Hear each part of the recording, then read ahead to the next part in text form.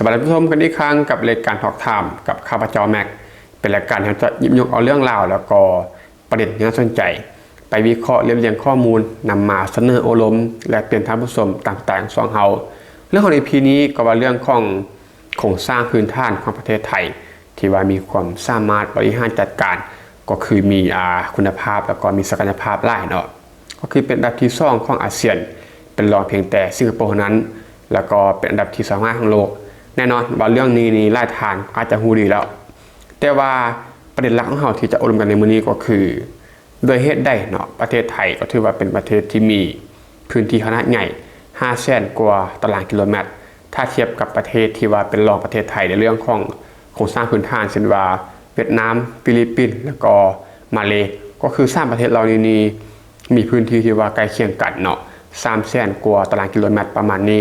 ก็เป็นรองประเทศถึง 200,000 กว่าตารางกิโลเมตรแต่ว่าการจัดการบริหารนั้นก็กลับเป็นรองไทยเนาะคือไทยเป็นอันดับที่2ของอาเซียนเป็นรองเพียงแต่สิงคโปร์แน่นอนแล้วสิงคโปร์มีพื้นที่เพียงแต่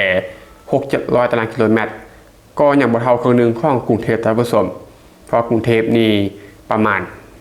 1,500 กว่าตารางกิโลเมตรเนาะฉะนั้นสิงคโปร์นี่ถือว่าเป็นประเทศที่ว่าน้อยหลายอย่างบ่ได้ครึ่งนึงของกรุงเทพก็แน่นอนว่าเมื่อมีการเข้าไปลงทุนนั้นนี่แล้วก็เป็นประเทศที่พัฒนาเนาะเห็นให้การบริหารจัดการการสร้างโครงสร้างพื้นฐานนี้มันครอบคลุมแล้วก็ง่ายกว่าเนาะแต่ถ้าเทียบประเทศไทยกับประเทศต่างๆที่ได้กล่าวมาเช่นว่ามาเลฟิลิปปินส์แล้วก็เวียดนามนี่ก็ถือว่าไทยนี่เห็นได้ดีหลายแล้วก็มีศักยภาพหลายในเป็นประเทศที่ว่ามีพื้นที่ใหญ่กว่าประเทศเหล่านั้นถึง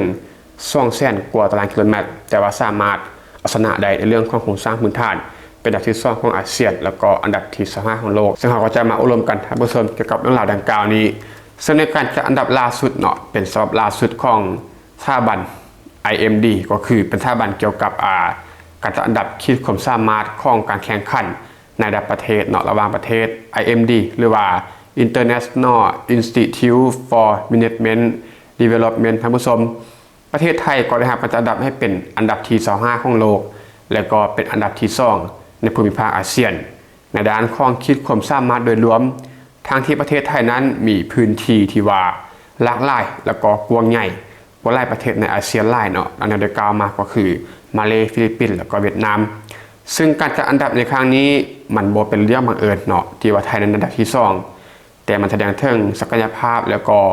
ขีดความสามารถของโครงสร้างพื้นฐานที่แข็งแกร่งแล้วก็พัฒนาอย่างยั่งยืนของประเทศไทยอย่างต่อเนื่องท่านผู้ชมประเด็นแรกเลยก็คือประเทศไทยนั้นเป็นประเทศที่มีพื้นที่กว้างใหญ่แต่ว่าโครงสร้างพื้นฐานนั้นกับเชื่อมต่อกันได้อย่างทั่วถึงแล้วก็ได้มีประสิทธิภาพเนาะประเทศไทยมีพื้นที่ที่ประมาณ 513,000 กว่าตารางกิโลเมตรซึ่งเป็นหนึ่งในประเทศที่มีพื้นที่ใหญ่ที่สุดในอาเซียนการบริหารจัดการโครงสร้างพื้นฐานในพื้นที่ใหญ่นั้นมีประสิทธิภาพก็ถือว่ามีความท้าทายอย่างยิ่งเนาะที่ว่าจะเห็นให้ประเทศที่มีขนาดใหญ่แต่กับเห็นให้โครงสร้างพื้นฐานมันครอบคลุมนั้นถือว่าเป็นความท้าทายหลายกว่าประเทศน้อยท่านผู้ชมแต่ว่าทั้งนี้ก็ตามประเทศไทยได้มีการพัฒนาโครงสร้างพื้นฐานที่ครอบคลุม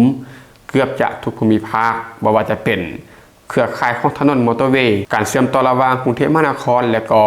เมืองหลักทั่วประเทศไทยเช่นว่ามอเตอร์เวย์บางปะอินนครราชสีมาและก็โครงการขยายทางล่วงหลายสายรวมถึงการพัฒนาถนนเชื่อมระหว่างภูมิภาคเฮ็ดให้การเดินทางนั้นสะดวกสบายและก็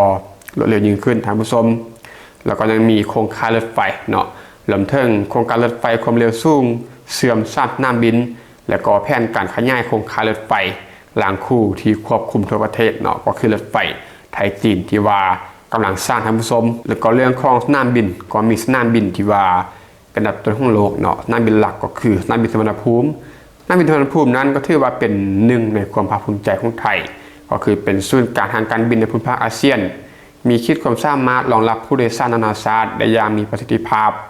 รวมถึงการพัฒนาสนามบินหลักอื่นๆในต่างจังหวัดต่างๆเพื่อกระจายโอกาสการพัฒนาเศรษฐกิจไปยังภูมิภาคอื่นท่านผู้ชมประเด็นต่อมาก็คือจุดเด่นที่ไว้ในประเทศไทยนั้นมีความโดดเด่นในภูมิภาคอาเซียนท่านผู้ชมหนึ่งเลยก็คือเครือข่ายของถนนหนทางและก็มอเตอร์เวย์ที่ว่าก้าวหน้าเนาะการพัฒนาเครือข่ายของถนนนั้นครอบคลุมทุกพื้นที่ที่สนับสนุนการคมนาคมในประเทศไทยและก็การค้าขายกับประเทศระหว่างเพื่อนบ้านเนาะ ก็คือมอเตอร์เวย์ที่ว่าสำคัญเส้นบางปะอินไปห้านครราชสีมาแล้วก็บางใหญ่ไปห้ากาญจนบุรีท่านผู้ชมซึ่งสามารถลดระยะเวลาการเดินทางและก็เพิ่มประสิทธิภาพในด้านของโลจิสติกส์ท่านผู้ชมซ่อนเลยก็คือดังที่ได้กล่าวไปเนาะบ่เทิงกับบ่ได้ก็เป็น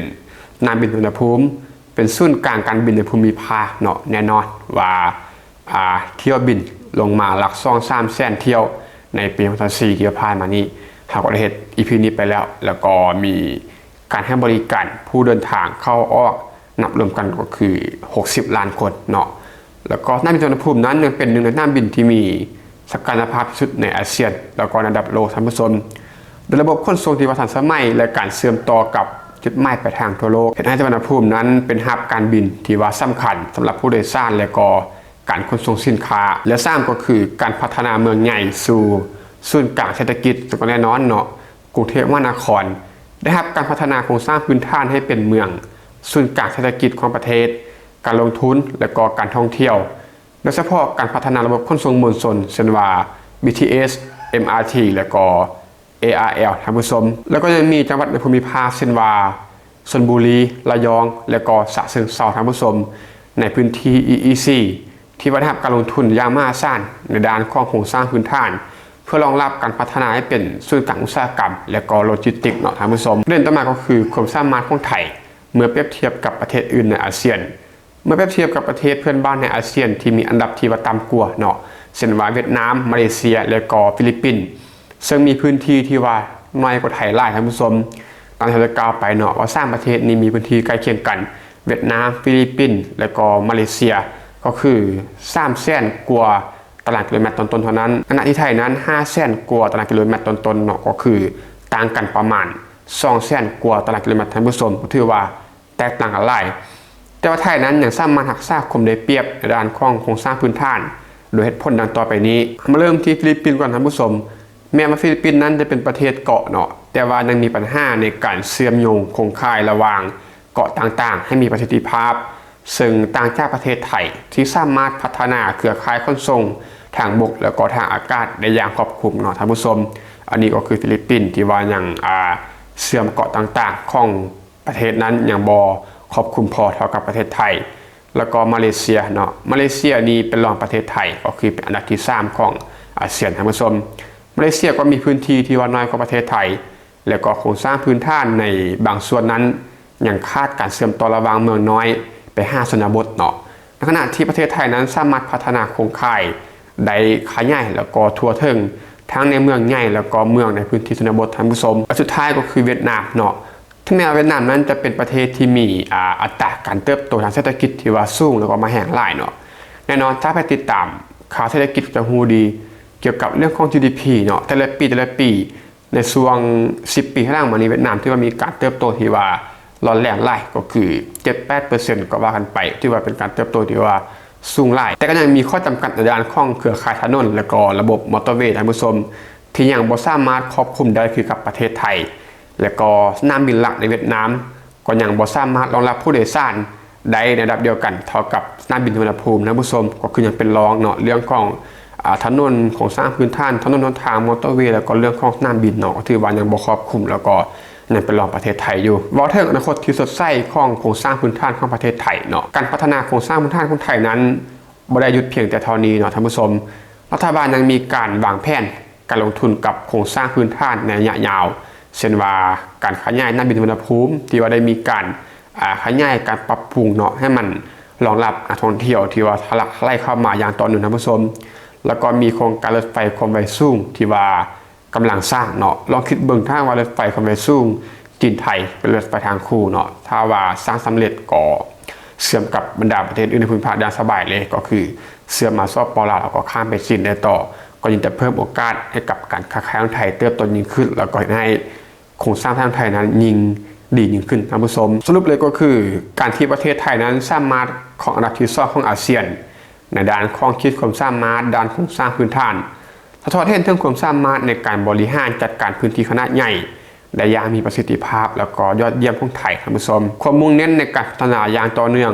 และก็ศักยภาพที่ต้องการจะเป็นศูนย์กลางแห่งเศรษฐกิจในภูมิภาค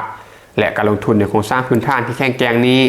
บ่เพียงแต่สร้างความสะดวกสบายให้กับประชาชนในประเทศไทยเท่านั้น แต่ยังเป็นปัจจัยที่สำคัญที่ช่วยดึงดูดการลงทุนจากต่างประเทศแล้วก็เพิ่มการเติบโตของเศรษฐกิจของประเทศไทยในอนาคตท่านผู้ชมแน่นอนเนาะเมื่อโครงสร้างพื้นฐานมันดีก็ยิ่งจะเพิ่มโอกาสให้นักลงทุนจากต่างประเทศนั้นต้องการที่จะเข้ามาลงทุนในประเทศไทยหลายขึ้นซึ่งสิ่งที่เราได้กล่าวมาท่านผู้ชมเขายังไม่ได้กล่าวถึงรถไฟความเร็วสูงไทยญี่ปุ่นเนาะถ้าเอารถไฟความเร็วสูงไทยญี่ปุ่นสำเร็จพร้อมกับเอารถไฟความเร็วสูงไทยจีนเนาะรถไฟทางคู่ลองคิดเบิ่งว่าการคมนาคมขนส่งในประเทศไทยการเดินทางการเชื่อมต่อระหว่างประเทศในภูมิภาคเข้ากับประเทศไทยการค้าขายที่ประเทศไทยท่านผู้ชมลองคิดเบิ่งว่ามันจะถึงขนาดได้เนาะเพื่อที่เราคิดมันก็เป็นเมี่ยงที่ว่า Amazing นะได้เห็นไวๆถึงแม้ปัจจุบันนี้สร้างโครงการหัตถการมานั้นก็คือไทยจีนไทยญี่ปุ่นยังบ่สำเร็จเนาะก็ยังดีที่สุดท่านผู้ชมเป็นอันดับที่2ของอาเซียนแล้วก็เป็นอันดับที่3ของโลกก็ลองติดตามเบิ่งเนาะถ้าว่าสร้างโครงการสำเร็จจะเป็นอะไรเกี่ยวกับเศรษฐกิจของไทยการเดินทางการท่องเที่ยวเป็นเรื่องที่ว่าได้เห็นไวๆล่ะท่านผู้ชมแล้วก็ท่านผู้ชมที่ว่าฟังมาจุดนี้มีความคิดเห็นได้เกี่ยวกับโครงสร้างทางของประเทศไทยก็เต็มที่ก็คอมเมนต์ได้เลยและถ้าคิดว่าเนื้อหาของนั้นมีสาระมีความบันเทิงซัพพอร์ตได้ง่ายเพียงแต่กดไลค์กดติดตามนี่คือกำลังใจของเราในการคลิปต่อๆไปและสำหรับ EP นี้ก็ต้องขอบใจทุกท่านที่มาฟังพบกันใหม่ EP ต่อไปขอบใจ